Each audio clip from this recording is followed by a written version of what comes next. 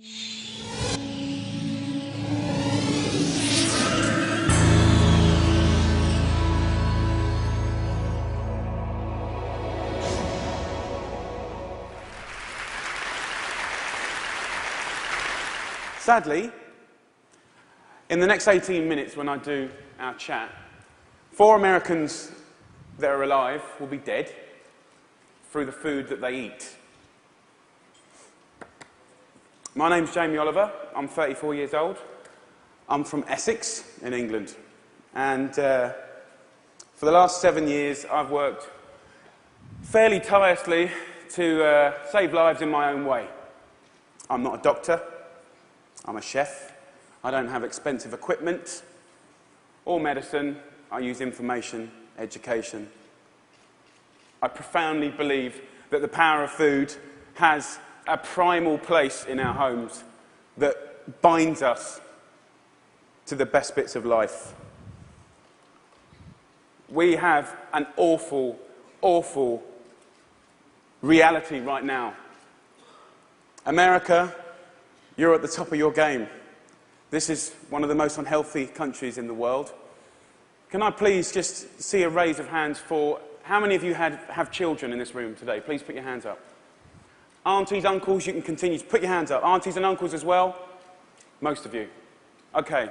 We, the adults of the last 4 generations, have blessed our children with the destiny of a shorter lifespan than their own parents.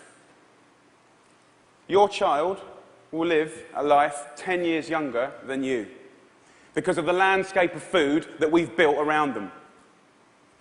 2/3 of this room today in America are statistically overweight or obese. You lot, you're all right, but we'll get you eventually, don't worry. Right? The statistics of bad health are clear, very clear. We spend our lives being paranoid about death, murder, homicide, you name it. It's on the front page of every paper, CNN. Look at homicide at the bottom, for God's sake. Right?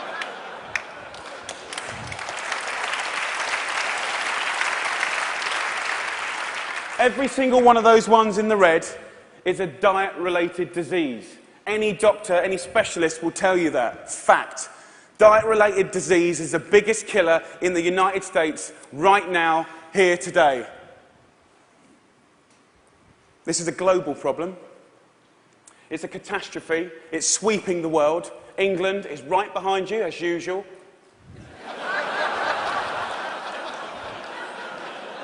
I know they were close, but not that close. We need a revolution. Mexico, Australia, Germany, India, China, all have massive problems with obesity and bad health. Think about smoking.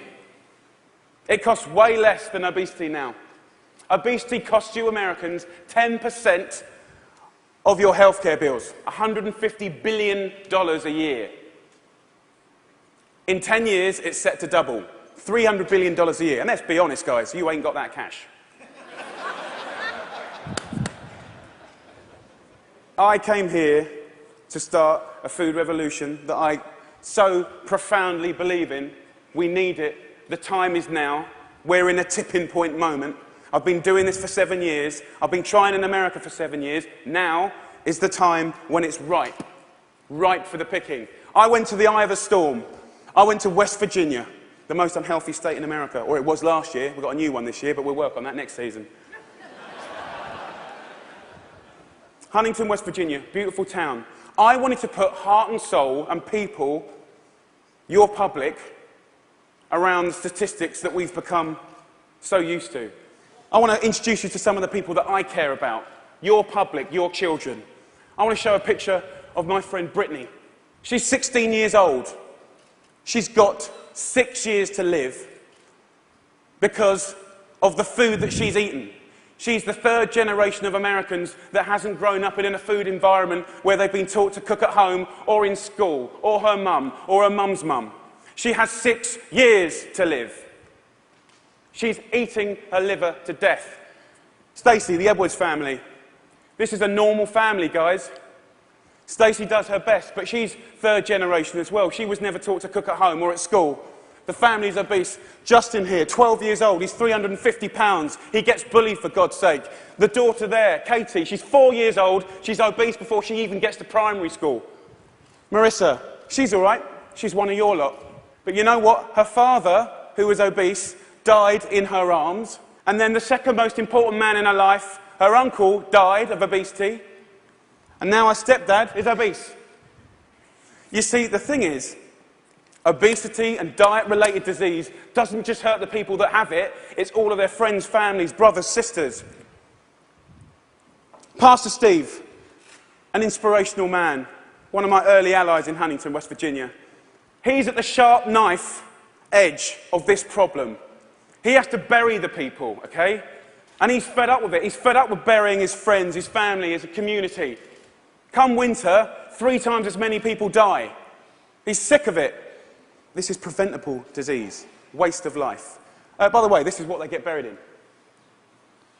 We're not geared up to do this. Can't even get them out the door, and I'm being serious. Can't even get them there, forklift. Okay, I see it as a triangle, okay? This is our landscape of food. I need you to understand it. You've probably heard all this before, but let's just go back over it. Over the last 30 years, what's happened that's ripped the heart out of this country? Let's be frank and honest.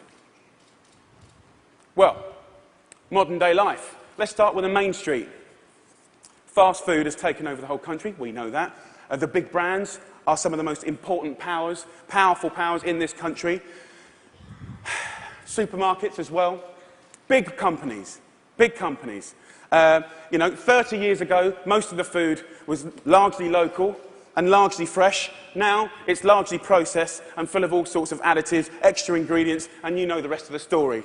Portion size is obviously a massive, massive problem. Labelling is a massive problem. The labelling in this country is a disgrace. They want to self-police themselves. The industry want to self-police themselves. What, in this current climate? They don't deserve it. How can you say something is low fat when it's full of so much sugar? Home. The biggest problem with the home is that used to be the heart of passing on food culture, what made our society. That ain't happening anymore. And you know what, as we go to work and as life changes and as life always evolves, we kind of have to look at it holistically, step back for a moment and readdress the balance. It ain't happening, hasn't happened for 30 years, okay? I want to show you a situation that is very normal right now, the Edwards family. Let's have a talk. This stuff goes through you and your family's body every week. And I need you to know that this is going to kill your children early. How are you feeling? I'm just feeling really sad and depressed right now. That, I want my kids to succeed in life, and this isn't going to get them there. But I'm killing them. Yes, you are. You are. But we can stop that. Normal. Let's get on schools. Something that I'm fairly much a specialist in. Okay, school. So what is school? Who invented it? What's the purpose of school? School was always invented to arm us with the tools to make us creative, be able to do wonderful things, make us earn a living, etc., etc., etc. It's been kind of in this sort of tight box for a long, long time, okay?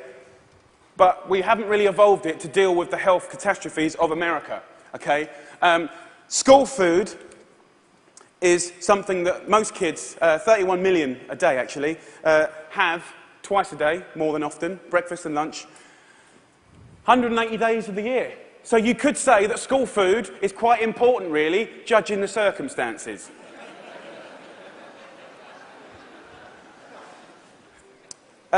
Before I crack into my rant, which I'm sure you're waiting for,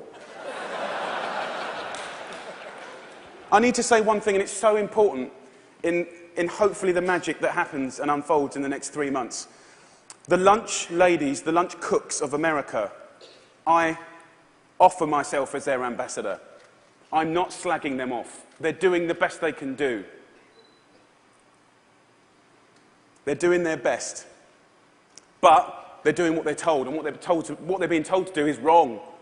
The system is highly run by accountants. There's not enough or any food knowledgeable people in the business. There's a problem. If you're not a food expert and you've got tight budgets and it's getting tighter, then you can't be creative. You can't duck and dive and write different things around things. If you're an accountant and a box ticker, the only thing you can do in these circumstances is buy cheaper shit. Now, the reality is the food that your kids get every day is fast food. It's highly processed. There's not enough fresh food in there at all. You know, the amount of additives, E-numbers, ingredients you wouldn't believe. There's not enough veggies at all. French fries are considered a vegetable. Pizza for breakfast. They don't even get given crockery. Knives and forks, no, they're too dangerous. There's scissors in the classroom, but knives and forks, no. And the way I look at it is if you don't have knives and forks in your school, you're purely endorsing, from a state level, fast food, because it's handheld. And yes, by the way, it is fast food. It's sloppy joes, it's burgers, it's wieners, it's pizzas, it's all of that stuff. 10% of what we spend on healthcare, as I said earlier, is on obesity, and it's going to double. We're not teaching our kids. There's no statutory right to teach kids about food, elementary or secondary school, okay? We don't teach kids about food, right? And this is a little clip from an elementary school, which is very common in England.